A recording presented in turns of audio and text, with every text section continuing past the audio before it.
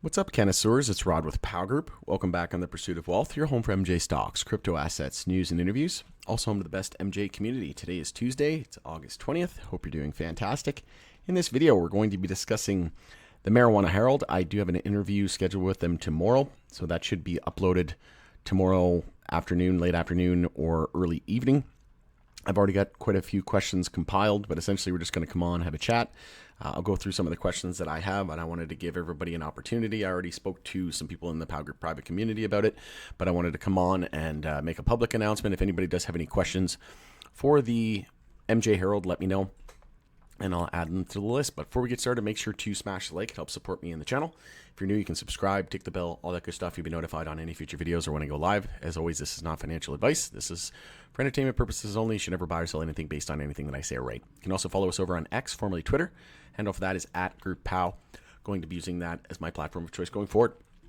So I did reach out to the MJ Herald, and if you go to About Us, you can see here that the founder, this was launched in 2018, and the founder, Anthony Martinelli, is who I'm going to be interviewing. So that'll be tomorrow. Like I said, it's going to be in the afternoon Mountain Time, and then I'll get it up probably sometime, I would say sometime between 5 and 7 p.m.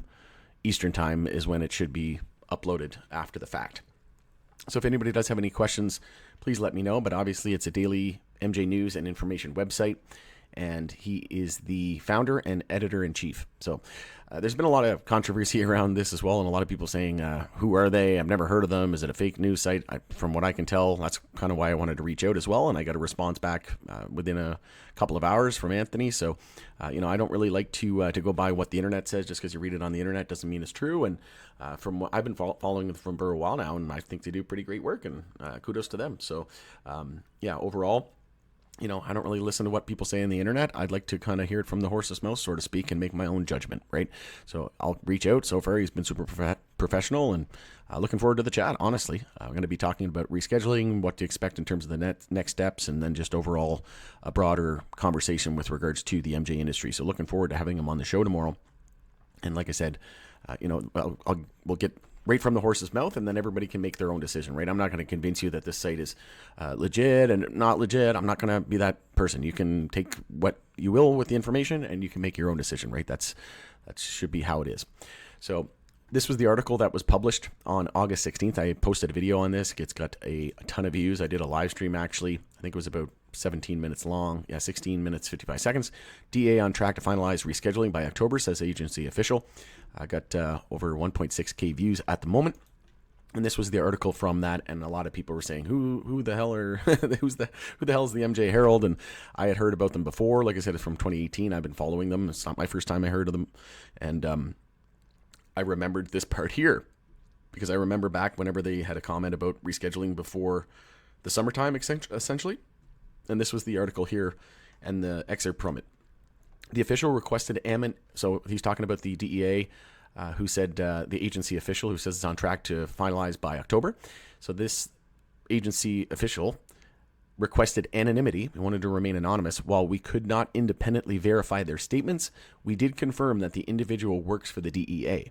This same official accurately informed us in January that the DEA would announce rescheduling before summer, and an official announcement came a few months later on April 30th. And if you recall, I posted a video, I think it was the day before on April 29th, and I said, watch, they'll probably come out on April 30th with the DEA announcement that they're starting to start the process to move from Schedule 1 to Schedule 3. And literally on April 30th, that's exactly what happened.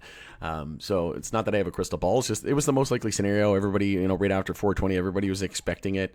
They had to kick off a 60-day comment period, right? And then after that, whether or not they have an administrative hearing, we'll see. That's going to be one of my questions as well.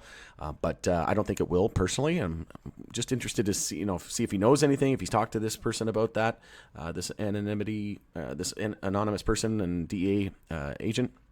So we'll see if he has any insight into that, and just his overall opinion, right? It's nice to have a chat and kind of get the feel of the room, right? So we'll see what he believes in terms of that. I personally don't think they're going to do an administrative hearing because we're not that much time left before the elections, right?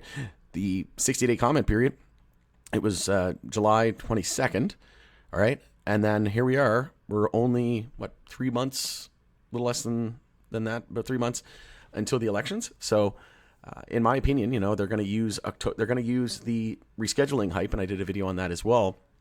They're going to use the rescheduling hype in September, October, and then a month or so before the elections, they'll start to pump MJ, and they'll use the rescheduling hype to do so, and then Florida adult use on the ballot as well. So it wouldn't make a whole lot of sense for them to. And if you remember, Boris Jordan also said he believed that it'd be sometime before summer, and I've been saying it'd be soon for the longest time, right? And it was usually on average about 6 months from the time they initiate a review process. So everything was just lining up perfectly. It made sense that it was April. And then to kick off the 60-day comment period, which they could extend it another 30 days if needed. So technically it could have been August. Then we would have less than 3 months. And if they had to do a hearing, it would have been impossible basically to get it done before the elections. I also interviewed Morgan Fox, political director at Normal, and he said this thing could take years. And I was like, I don't think you understand how financial markets work. Yes, it could take years, but it's not going to, right? The most comments ever, 43,000, north of 43,000 comments, and most of them were saying deschedule, not just reschedule, deschedule. And you got to remember that they got to cement Biden's legacy. You got to do something. If the whole reason why they got into office and why the Dems took control of the Senate is because of the MJ stance, right? Pro MJ. So if they don't at least reschedule before the elections, it's their political death sentence, right?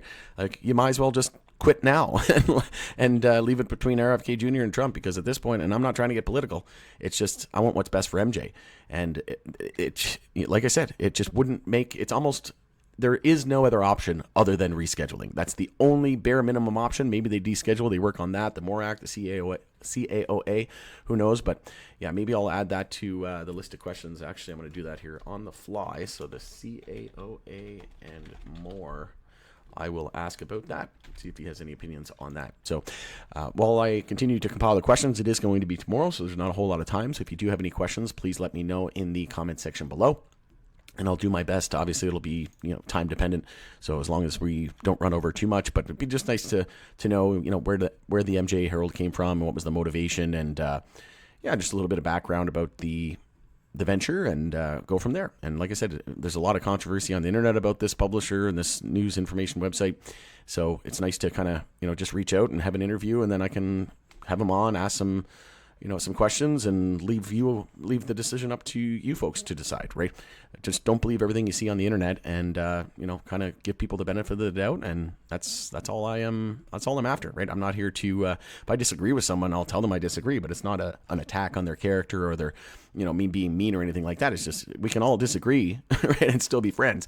So I just want to get to the truth, and like I said, the website, I didn't have any issue with it, and they accurately predicted the same thing as me. So it seems like we kind of have a similar mindset about the DEA announcement before the summer, and that came to fruition. And then now we're expecting by October, and that's exactly what I've been saying as well. So we'll see what happens. But going into there, it's Rod with Power Group. Thanks again for joining us on the Pursuit of Wealth. Trying to get a lot more interviews planned as well.